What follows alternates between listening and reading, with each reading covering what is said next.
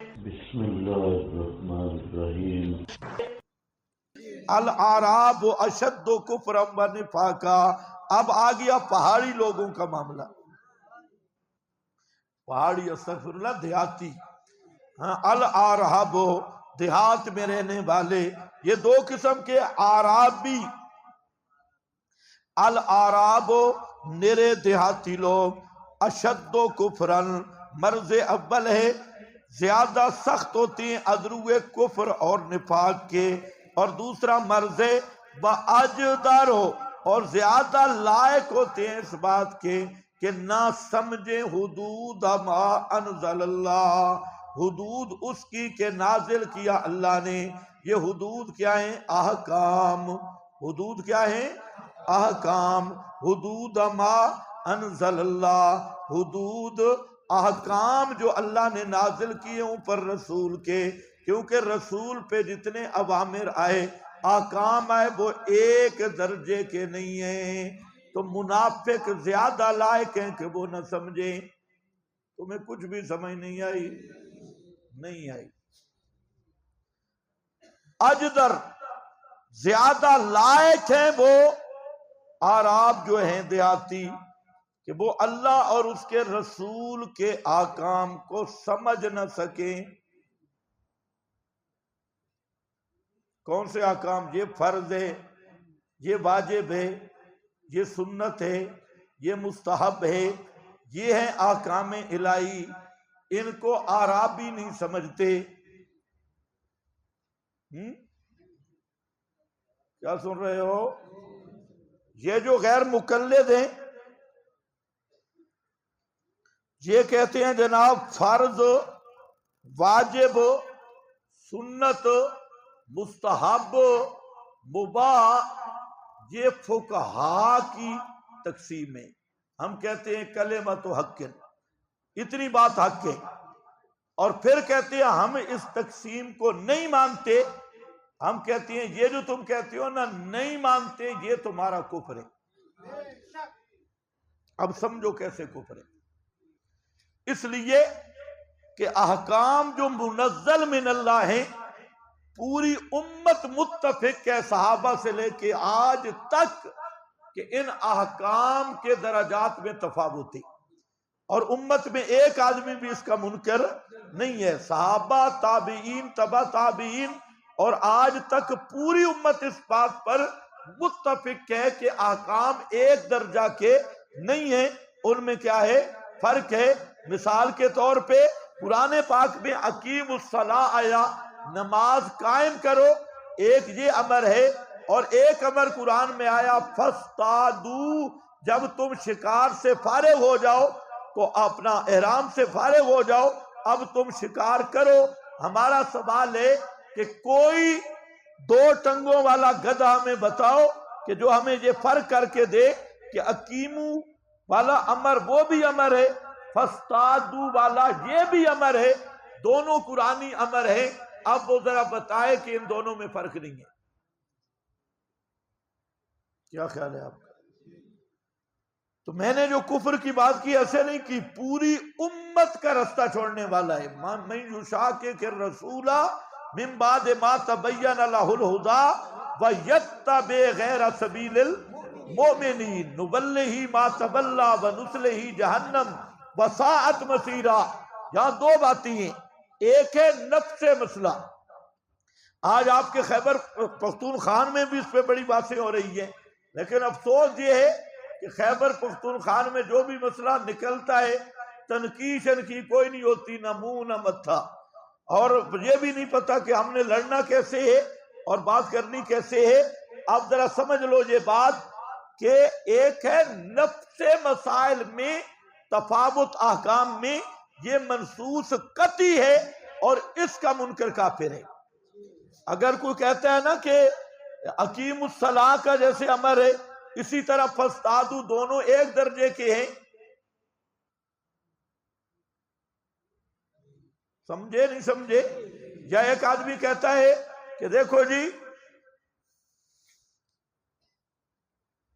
اقیم الصلاۃ والا امر ہے اور فاتوا حرثکم والا امر ہے، دونوں برابر ہیں۔ دونوں برابر ہیں. افسوس یہ ہے کہ آپ کی اب توجہ بھی نہیں, آپ کا دل بھی میں ترجمہ کروں اور آگے نکلوں. یہ سورہ توبہ میں توبہ کر کے آگے جاؤ. تو اب اتنی بات کرتی ہے. ہاں تفصیل اس کی کہ یہ چیز واجب ہے, یہ مستحب ہے, یہ مباح ہے, اس کی تفصیل میں اختلاف ہو سکتا ہے, لیکن وہ تفصیل. لیکن نفس مسئلہ جو تفاوت فی الاحکام ہے, یہ مسئلہ قطعی ہے. جو کہتا ہے مولویوں کی بنائی ہوئی باتیں ہیں جی, فرض واجب فقہا کی بنائی ہوئی باتیں ہیں, فلانے کی, تو یہ آدمی کٹر بے دین اور بے ایمان ہے. اس نے شریعت کے تفاوت احکام جو ایک قطعی مسئلہ ہے اس کا انکار کیا ہے. اس کے بے دین ہونے میں کوئی شک نہیں ہے. ہاں اس کی تفصیل میں پھر کہتے ہیں دیکھو جی ایک چیز کو امام شافعی فرض کہتی ہیں, امام ابو حنیفہ فرض نہیں مانتے, امام مالک فرض کہتے ہیں, امام ابو حنیفہ نہیں مانتے, ان کی تکفیر کرو. ہم کہتے ہیں وہ تفصیل ہے. پہلے بھی میں نے آپ کو بتایا تھا خبائث کی بات میں فقہی ایک مسئلہ میں نے چھیڑا تھا کہ قرآن پاک نے نفس مسئلہ اتنا بتا دیا. یہ قرآن کا مسئلہ ہے کہ اللہ نے خبائث کو حرام کیا ہے, طیبات کو حلال کیا ہے. اب خبائث کی تفصیل کیا ہے اور طیبات کی تفصیل کیا ہے, یہ اجتہاد سے آگے فقہا اس میں اختلاف بھی ہو سکتا ہے. اسی طرح اللہ نے جو احکام نازل کیے ان احکام میں تفاوت یہ نصوص قطعیہ سے ثابت ہے. لہذا اگر کوئی بندہ کہتے ہیں نا کہ فرض واجب سنت مستحب مباح یہ فقہا کی اختراع ہے اور وہ ان تفاوت درجات احکام کا مطلقاً منکر ہے, وہ قطعاً مرتد اور زندیق ہے.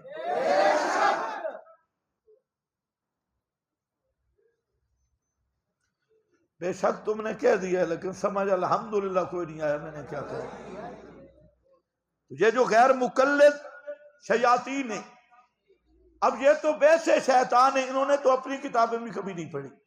اب ان سے پوچھو رفع دین کرنا کیا ہے, فرض ہے یا سنت ہے, واجب ہے.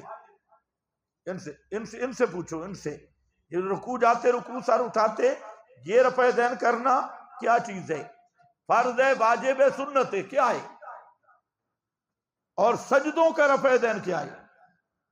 9 حدیثیں اس پہ بھی ہے, وہ فرض ہے واجب ہے سنت ہے مکروہ ہے مباح ہے, کیا چیز ہے. تو اب 2 مسئلے ان کے پیش کر دیں گے انشاءاللہ, ان کی باپ بھی ماننے پہ مجبور ہوگا کہ احکام میں تفاوت ہے. یہ بات آپ سمجھے ذرا. ابتدا اتنی ہے, آگے تفاصیل تو اسی طرح ہے. تو یہ بات خبائث کی جیسے میں نے کی, اب وقت میرے پاس نہیں, تو میرا دل تو ہے کہ 1 گھنٹہ میں اسی پہ لگا دوں کہ واجب فرض سنت مستحب مباح یہ کیسے بنتا ہے, یا یہ فرق. میں نے آپ کو بنیادی مسئلہ سمجھا دیا. جو علماء بیٹھے ہیں آپ ماں بن نزاع کو سمجھے, ہر جزی پہ ہم دلائل جانی دے سکتے, وقت نہیں. کہ اتنا ایک نفس مسئلہ ہے تفاوت فی الاحکام, واجب فرض مباح یہ ماننا پڑے گا, اور ایک تفصیل مسئلہ ہے. تفصیل مسئلہ اسی طرح ہے خبائث طیبات کی جیسے تفصیل ظنی اجتہادی ہے, اسی طرح اس کی تفصیل آگے آئے گی. اور دوسرا یہ کہ جو نص قطعی سے مباح بھی ثابت ہے اس کا منکر بھی کافر ہے. اب فاستادو والے امر کا کرے انکار, ذرا مسلمان رہ جائے.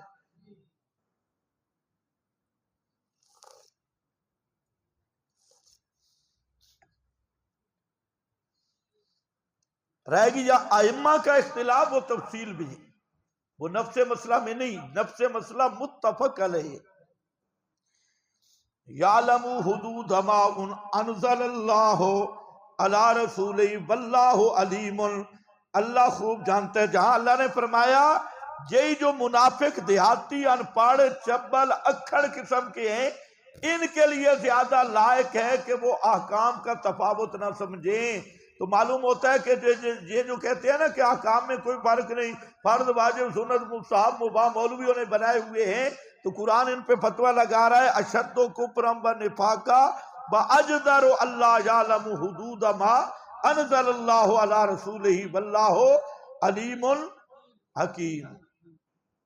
ومن الاعراب زجر ضم اعراب منافقین، من الاعراب تیسرا مرض ہے، اور دیہاتیوں میں سے وہ ہیں کہ جو بنا لیتے ہیں ما ينفقو، جو خرچ کرتے ہیں بوجہ شرما شرمی کے، چندہ دینا پڑ جاتا ہے کیونکہ لوگ دے رہے ہوتے ہیں، حضرت صاحب نے بھی جیب خالی کرنی پڑ جاتی ہے، مغرمن تابان، اسے چٹی سمجھتے ہیں کہ ٹیکس ہمارے گلے پڑ گیا ہے، کیونکہ ایمان نہیں ہے اور نیت بھی صحیح نہیں ہے۔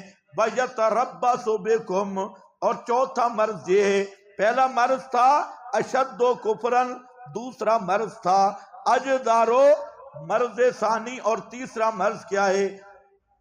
بخلو، یار بولو، میں آگے چلتا ہوں پھر۔ مرض ثالث بخل ہے، اور مرض رابع چوتھا مرض کیا ہے؟ عداوت مواحدین، مواحدوں سے جلنا، یہ بھی منافقوں کی علامات میں سے ہے۔ کسی توحیدی کو دیکھیں تو ان کا استنجے والی جگہ پہ درد شروع ہو جائے، اور استنجا ان کا ٹوٹنے پڑ جائے، ہے مواحد۔ یتربص بکم، انتظار کرتے ہیں تمہارے ساتھ، الدوائر، دوائر کا معنی زمانے کی گردش اور مصیبت کا، اور وہ اسی انتظار میں ہائے ان پہ کوئی مصیبت آ جائے، ہائے ان کی ٹانگ ٹوٹ جائے، ہائے ان پر کوئی اور مالی مصیبت پڑ جائے۔ اللہ فرماتے ہیں علیہم طائرۃ السوء، انہی پر پڑنے والی ہیں مصیبتیں، انہی پہ خدا کی لعنت ہو، واللہ، اور اللہ پاک سننے والا جاننے والا ہے، پس ان کو سزائیں دے گا۔